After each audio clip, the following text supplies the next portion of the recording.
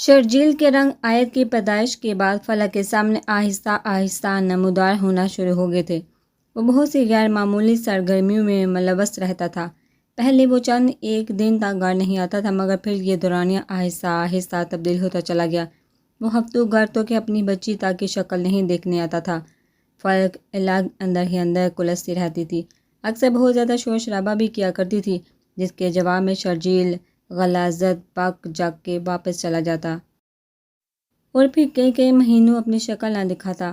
ایک دن وہ آیت کو اسکول سے لے کر آئی تھی۔ ننھی فلک ماں کی انگلی تھامے گھر میں داخل ہوئی تھی۔ فلک کو گھر میں گھستے ہی ایک غیر معمولی ہلچل کا احساس ہوا تھا۔ وہ جیسے ہی دروازہ بند کر کے اندر کی طرف بڑھی تھی، اس کا یہ شک یقین میں بدل چکا تھا۔ ارے او فلک، یہ دیکھو، ہمارے گھر بہت ہی خاص مہمان آئے ہیں۔ فلک نے چبھتی ہوئی نظر شرجیل پر ڈالی اور پھر تیز نظر سے شرجیل کے خاص مہمان کو دیکھا۔ وہ خاص مہمان کوئی اور نہیں بلکہ معین اور اس کی بیوی تھے۔ معین کی غلیظ نظریں فلک کو اپنے وجود کے آر پار ہوتی محسوس ہو رہی تھی۔ ارے آؤ نہ فلک، کہاں جا رہی ہو؟ معین کی بیوی نے فلک کو جیسے ہی آیت کو خاموشی سے کمرے میں لے جاتے دیکھا، جھٹ سے بول پڑی، ارے اس کو کہاں لے جا رہی ہو؟ یہ تو اب ہماری ہے، مطلب کیا ہے آپ کا؟ فلک نے ناسمجھی سے چہرے پہ سخت تاثرات لیے معین کی بیوی کو دیکھتے ہوئے کڑے تیوروں سے استفسار کر رہی تھی۔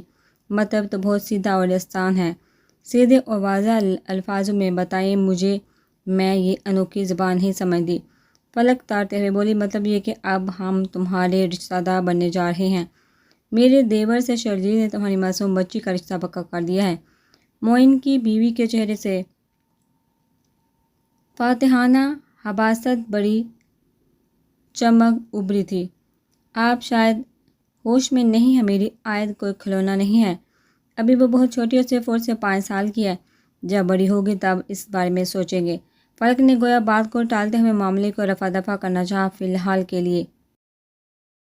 چلو بھائی شرجیل، ہم تو چلتے ہیں، لگتا ہے تمہاری بیوی کو اتنا بہترین رشتہ منظور نہیں ہے۔ جب تک تمہاری بیٹی بڑی ہوگی تب تک تو میرا بھائی بوڑھا ہو کے دنیا سے بھی جا چکا ہوگا۔ معین نے کہا، اس کو گویا ہاتھ آیا گولڈن چانس ہاتھ سے پھسلتا ہوا دکھ رہا تھا۔ معین کا بھائی معین سے صرف 2 سال چھوٹا تھا، جس کو آپ بہترین رشتہ کہہ رہے ہیں نا، میں اس عظیم رشتے پر تھوکنا بھی پسند نہیں کروں گی۔ غصے سے وہ بری طرح لرز اٹھی تھی۔ بیوقوف عورت، تجھے بہت میں نے سر چڑھا رکھا ہے نا، اب تو دیکھ میں کس طرح تجھے زمین پر پٹکتا ہوں۔ شرجیل نے ایک زوردار تماچا فلک کے منہ پر رسید کیا۔ معین اس کی بیوی کے سامنے فلک کلس کر رہ گئی تھی۔ شرجیل کے ایک تماچے نے اس کو اچھال کے دور پٹک دیا تھا۔ تم لوگ پرسوں آ جاؤ اور نکاح کر کے لے جاؤ آیت کو، یہ میری بیٹی ہے، شرجیل نے اعلانیہ کہا اور معین اس کی بیوی کے ساتھ باہر نکل گیا۔ فلک پوری رات روتی رہی۔ کئی دفعہ خیال بھی آیا کہ اپنے بھائیوں سے رابطہ کرے، مگر ہر دفعہ انا آ گئی کہ یہ فیصلہ اس کا تھا۔ وہ اب اپنے بھائیوں کے آگے مدد کے لیے ہاتھ نہیں پھیلائے گی۔ سوچ کر اس کا دماغ پھٹنے کو تھا۔ سارا پوری طرح سے چکرا رہا تھا جب ایک خیال اس کے دماغ میں بجلی کی سی رفتار سے گوندا تھا۔ فلک اٹھی تھی اور تیزی سے اس کے ہاتھ شرجیل کے موبائل میں کچھ تلاش کر رہے تھے۔ شرجیل اس وقت نشہ کر کے واپس گھر لوٹا تھا اور مدہوش پڑا تھا اپنے بستر پر۔ فلک نے جلد سے شرجیل کا نمبر، راحیل کا نمبر نکالا۔ شادی کے بعد شرجیل اس کو اکثر اپنے گھر والوں کے متعلق بتایا کرتا تھا۔ اس وقت تک کبھی بھی فلک کو راحیل یا شرجیل کے گھر والوں سے رابطہ کرنے کی ضرورت محسوس نہ ہوئی، مگر اب صورتحال بہت گمبھیر روح اختیار کر گئی تھی۔ فلک نے راحیل کو فون کر کے تمام تر صورتحال سے آگاہ کیا۔ راحیل دوسرے ہی دن اپنی بیوی اور بیٹے کو لے کر آ گیا اور آیت کو معین جیسے جسم کی بیپاری سے بچانے کے لیے اس کا نکاح حسام سے پڑھوا دیا۔ حسام کو آیت سے کوئی بھی سروکار نہ تھا، وہ بس باپ کے سمجھانے پر راضی ہو گیا تھا۔ نکاح کے بعد راحیل نے خود ہی چند منٹوں میں ایک فیصلہ کیا تھا کہ فلک اور آیت کو وہ اب اپنے ساتھ لے کر جائے گا۔ شرجیل کے حوالے بالکل بھی نہیں کرے گا۔ شرجیل کو راحیل نے نکاح کے بعد فون کیا، جس میں انہوں نے واضح کر دیا تھا کہ آیت اب حسام کی امانت ہے۔ شرجیل کے تو گویا تن بدن میں آگ ہی لگ گئی تھی۔ نکاح کی خبر نے اندر تک اس کو سلگا کے رکھ دیا تھا، اس کا 2 سے کیا وعدہ جو اب پورا نہیں ہو سکتا تھا۔ شرجیل چیختا چلاتا رہا۔ راحیل نے ایک نہ سنی، فلک اور آیت کو لے کر اپنے گھر آ گیا۔ کہاں ہو تم لوگ؟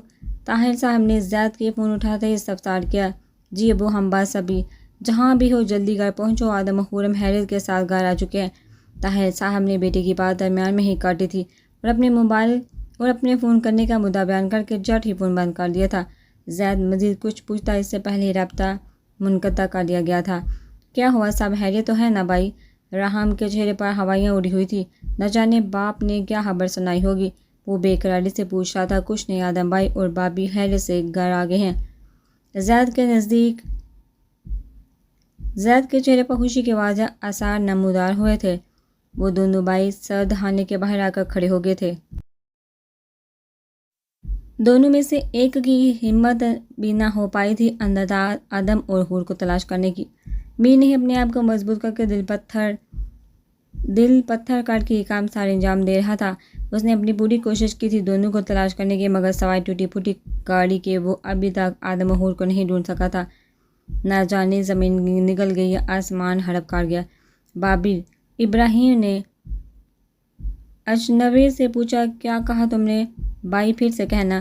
راہم کو لگا تھا شاید اس نے کچھ غلط سن لیا ہو۔ زید ایک دم چونکا تھا، شاید نہ جانے انجانے میں وہ سچ پہ سے پردہ چاک کر گیا تھا، مگر اب تو جو ہونا تھا وہ ہو چکا۔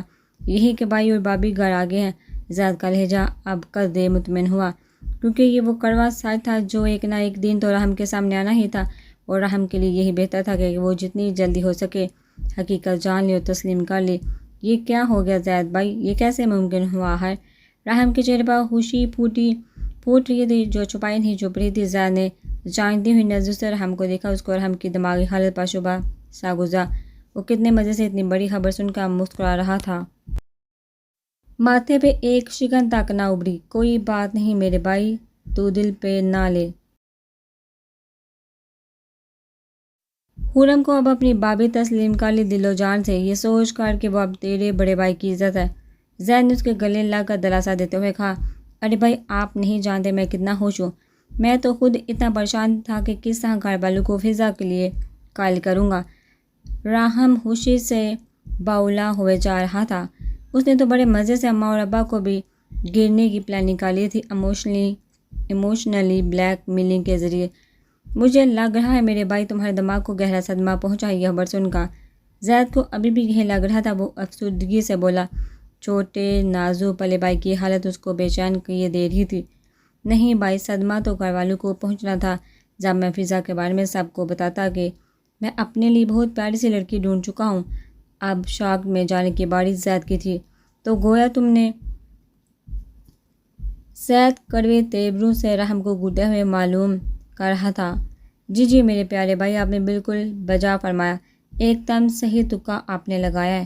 راہم نے اپنی بتیسی کی نمائش کرتے ہوئے فضا اور اپنے متعلق ایک بات بتا ڈالی تھی۔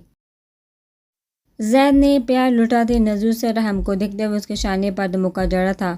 وہ اب تھوڑا سا مطمئن سا ہو گیا تھا۔ اس نے جس طرح محبت نہ ملنے کی آزمائش جیلی ہے، اس کے چھوٹے بھائی کو اس آزمائش سے نہیں گزرنا پڑے گا۔ اب بھائی میرا ساتھ دینا، امی ابو اور باقی سب بڑوں کو منانے کے لیے۔ میری محبت نے مجھے صرف ایک ہفتے کا وقت دیا ہے۔ کمنگ منڈے کو اس کی رخصتی متوقع ہے، اس کے مہانچو کزن کے ساتھ۔ اس کے گھر والے اس کو رخصت کر دیں گے۔ راہم نے اپنا دل کھول کر زید کے سامنے رکھ دیا تھا، اور زید نے بھی دل ہی دل میں خود سے وعدہ کیا تھا کہ وہ کسی بھی طرح اپنی جان سے عزیز بھائی کو اس کی خوشیاں اور اس کی مقدس محبت دلا کر رہے گا۔ زید اچھی طرح سے جانتا تھا کہ کھو دینے کا دکھ کیسا ہوتا ہے۔ اس کے پاس وقت ہی کتنا باقی بچا تھا، شاید چند سال یا پھر چند مہینے۔ اس بچے کچھ ہی وقت میں زید زندگی میں خوشیاں دیکھنے اور خوشیاں بانٹنے کا متمنی تھا۔ آدم اور خورم کو احمد صاحب گھر لے آئے تھے۔ آدم نے گھر کے لینڈ لائن فون نمبر پر کال کی تھی۔ اس کی جیتی جاگتی آواز سن کر سب گھر والے ایک دم پھر سے جی اٹھے تھے۔ دادو تو فوراً اپنے رب کے حضور شکر بجا لائی تھی۔ سبھی گھر والوں کو مطمئن کر لینے کے بعد آدم حور کو شانے سے تھام کر سہارا دیتے ہوئے اپنے بیڈ روم کی طرف بڑھ گیا تھا۔ البتہ باقی سب گھر والے پرسکون ہوئے تو رات میں منعقد ہونے والے زمل کے ولیمے کی فکر لاحق ہوئی۔ انہوں نے خورم اور آدم کو مٹن یخنی بنا کر دی، جبکہ زارا نے جلدی سب گھر والوں کے لیے لنچ کا انتظام کیا۔ दोपहर का एक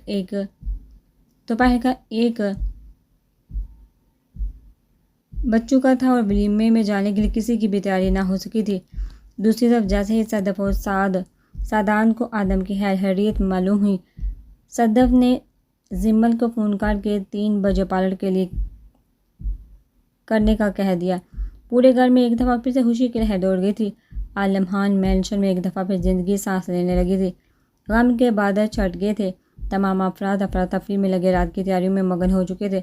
मैं कल तुमसे मिलना चाहता हूँ। हसाम ने मीर को फ़ोन मिलाया। तुम क्यों मुझसे मिलना चाहते हो? मीर ने हसाम की आवाज़ मिनटों में पहचानी थी और बरहमी से गोया हुआ।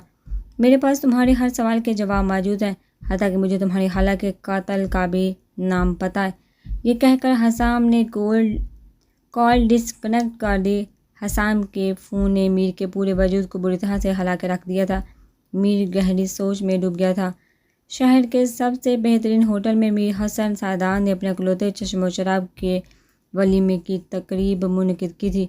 जिम्मल ने मशहूर फ़ैशन डिज़ाइनर का डिज़ाइन करदा दानी फ़रोज़े रंग का इम्तजाज का ड्रेस ज़ेबतन किया हुआ था, जिसको डिज़ाइन मैगज़ीन माई स्टाइल में किया गया था। ब्यूटिशियन के माहिराना हाथों ने जिम्मल के सोगवार हुस्न को मज़ीद 4 चाँद लगा दिए। नाजुक सा सरापा दुल्हन के रूप में अलग ही निराली छप एहतियार कर गया था, जो कि मीर को बुरी तरह बार बार डिस्टर्ब किए दे रहा था। ये नूर अहमद स्टेज से थोड़ा फासला खड़े जिम्मल को देखते हुए उसकी खुशियों की दुआ करते बहुत मुतमईन और शादा थे। मीर बेशक उन लोगों के लिए बेहतर इंतहा साबित हुआ था।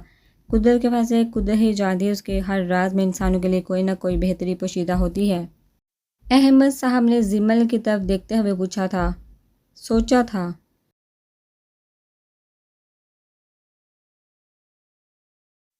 ज़ारा और ताहिर साहब थोड़े उदास ज़रूर थे, मगर जिम्मल से मीर की शादी को तकदीर का फ़ैसला मानकर खुशी खुशी दोनों जिम्मल की शादी में पेश से आगे तुम दोनों तोता मैना। मीर ने आदम से कहा। मीर के तोता मैना कहने पर आदम और जिम्मल की हंसी भी बेसहाता थी, जबकि खुरम ने मोहब्बत बड़ी हफगी से बहन को देखा। जैसे कह रही हो तुम तो आप भी उनकी टीम में शामिल ना हो। जिम्मल ने बेसहाता कंधे उचका थे। जैसे कह रही हो मैं पक्की वाली आदम की टीम की मेंबर हूँ। हुरम ने ज़ारा के बहुत इसरार करने पर काही ग्रीन कलर की साड़ी ज़ेबतन की थी, जिसमें आदम ने बहुत शोर भी बर्पा किया था। उसको ये लिबास कतई पसंद ना था। ज़ारा भी उसकी माँ ही थी। ज़बरदस्ती अपने साथ हुरम को अपने बेडरूम में ले गई और ख़ुद अपने हाथों से सजा कर ही बेडरूम से बाहर निकाला था। वो आदम के सामने जाने से बहुत घबरा रही थी, क्योंकि जानती थी अभी नहीं तो रात में शामत आनी ही आनी है। वो पहले से अपने जहन को तैयार कर रही थी आदम की मतवक्का डांट के लिए। मीर साहब जमेली से फारिग होकर कमरे में आया था। दिल में कई अरमान सजा। जैसे बंदा दाखिल हुआ, उसका तो गोया दिमाग ही बक से उठ गया था। जिम्मल अपनी तमाम ताराइश और ज़ेबाइश की चीज़ें उतारे सादा से कॉटन के सूट हाथों में लिए। उसने सिर्फ और सिर्फ वलीमे वाला गाउन ही पहन रखा था, जो शायद अब वो ड्रेसिंग रूम में जाकर चेंज करने को थी। मीर के पूरे वजूद में एक सर्द लहर सी दौड़ गई। तुम कहाँ चली? आदम कॉरिडोर से गुजरते हुए अपने बेडरूम की तरफ जा रहा था, जब हुरम झंझलाती हुई रूम से निकली थी। तोबा ये कमी रह गई थी। मुल्क अलमौत बीच चले आए। वो मुंह में बड़बड़ाती इतनी हिम्मत ना पाई थी कि बावाज़ बुलंद उर्फ डायनासोर को गुस्से गुजार कर सकती हुआ क्या है आखिर। तुम्हारे चेहरे पर इतनी बेजारी क्यों है? चेहरे पे 12 क्यों बज रहे हैं? आदम बहुत गौर से उसके चेहरे का उतार चढ़ाव नोट करते हुए बोला। ताई अम्मी से साड़ी की बेल से निकलवाने जा रही वो अब बेबसी से कह रही थी। ज़ारा ने बहुत सलीके से उसको साड़ी पहनाई थी, इस तरह कि उसका वजूद कहीं से भी बढ़ाना नज़र नहीं आ रहा था। वो बेटे की आदत अच्छी तरह से जानती थी, इसलिए इस बात का खास ख्याल रखते हुए सेफ्टी पिन्स की मदद से उसके वजूद को डांपा था। यही वजह थी कि आदम ने फिर हुरम को देख के ज़रा पेश हो नहीं किया था। अब तुम इतने से काम के लिए अम्मी को परेशान करोगी? पता भी अबू सोने के लिए ले जा चुके होंगे। हुरम हाँ में रात के इस पहर उनको परेशानी में मुब्तला करने की कौन सी आफत पड़ गई है? वो घड़ी में टाइम देखते हुए बोला, जो रात के 2 बजा रही थी। अच्छा, मैं फिर मम्मा के पास जाती हूँ, वही मेरी मदद करेंगी। हुरम आप पास जल्द अज जल्द इस लिबास से छुटकारा हासिल करना चाहती थी। साड़ी से वो बुरी तरह से उलझ रही थी। ज़िंदगी में पहली दफ़ा उसने साड़ी ज़ेबतन की थी। आदम ने گور کر خرم کو دیکھا، اس کے مرمری کلائی تھام کے خاموشی سے بغیر کچھ بھی کہے کمرے کی طرف بڑھ گیا اس کو لے کر۔ خرم اڑے اڑے کرتی رہ گئی مگر آدم کے آگے اس کی بلا کبھی چلی تھی جو اب چلتی۔ آدم نے کمرے میں آ کر خرم کو ڈریسنگ ٹیبل کے سامنے لا کر کھڑا کیا تھا اور اس کے مرمری نازک کلائی کو اپنے مضبوط ہاتھوں میں کی گرفت سے آزاد کر دیا تھا۔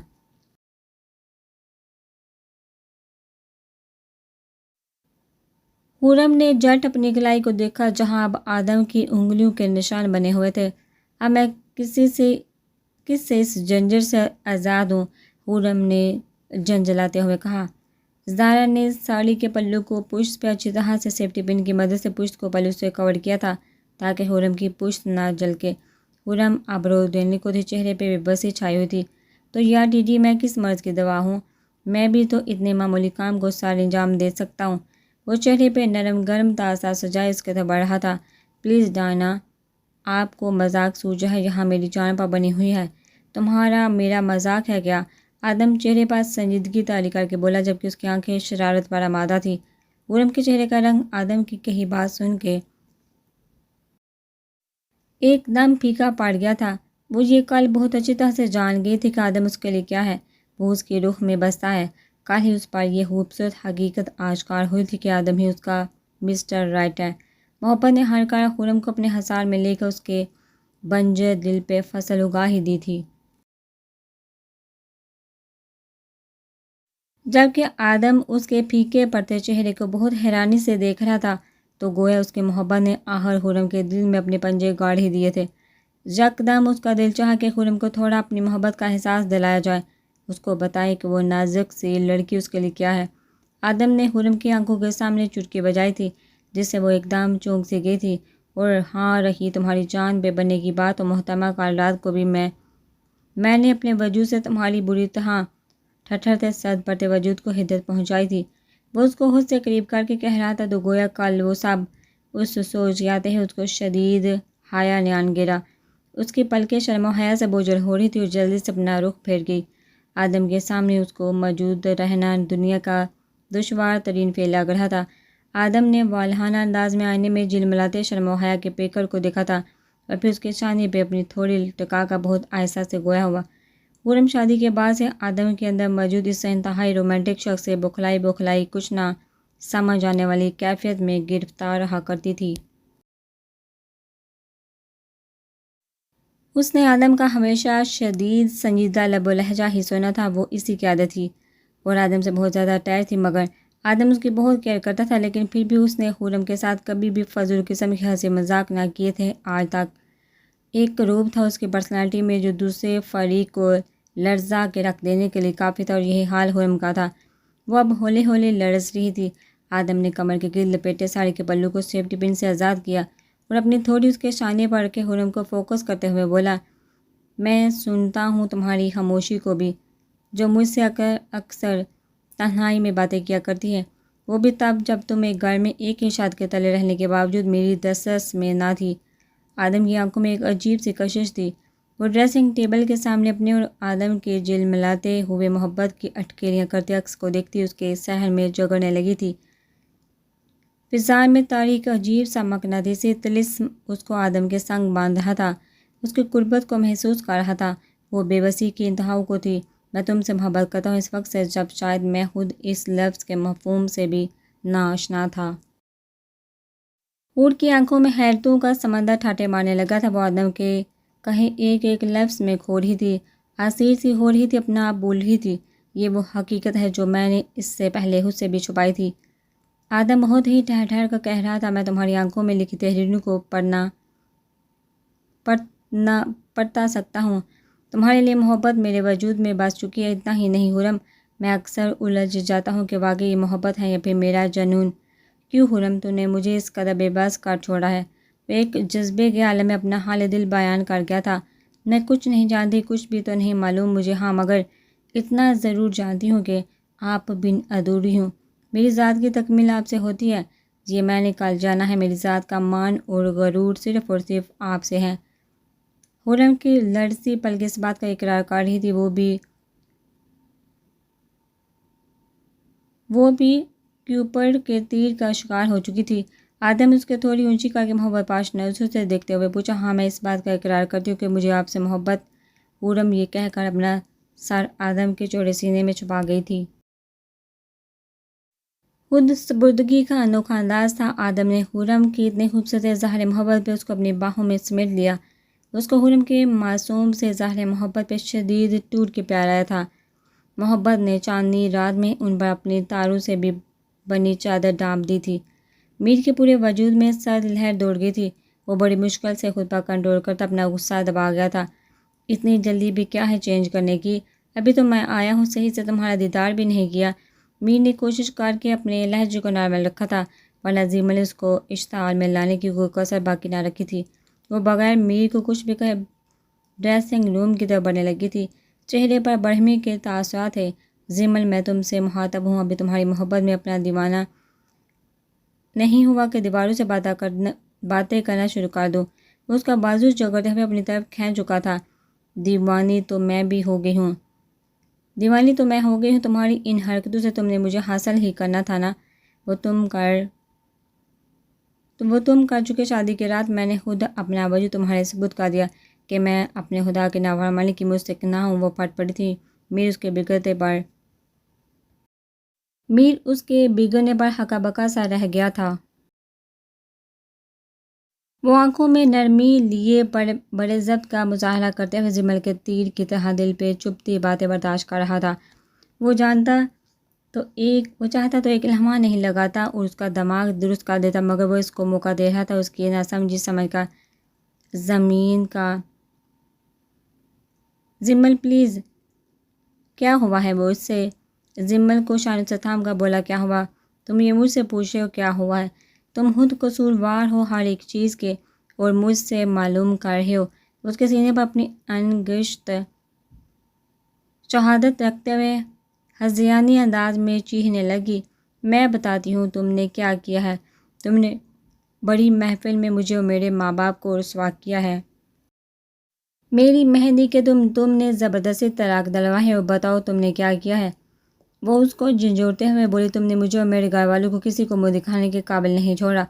آج جب تم بڑے مزے سے اپنی شان تقریب میں گردن اکڑائے گھوم رہے تھے، میں نے اپنے ان کانوں میں سیسا پگھلتا محسوس کیا ہے، میں نے جلنے کا کرب جیلا ہے۔